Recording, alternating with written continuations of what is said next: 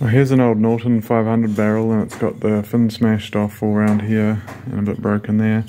This is a fix I found works quite well. I'm going to braze on a new steel fin, because if we had fins cast in cast iron and tried nickel welding them on and stuff like that, but it was never 100%, like they could drop off again. But if you bronze weld them on out of steel, they never ever come off, and you get a little bit of gold in the corners, but once it's all painted and the head's on, you'll never know.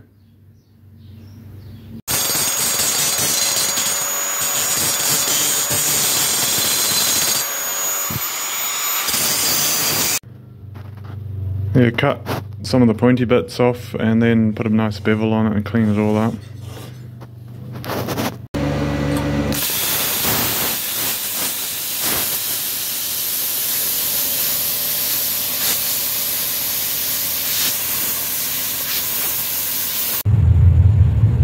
Give the cylinder a bit of a preheat.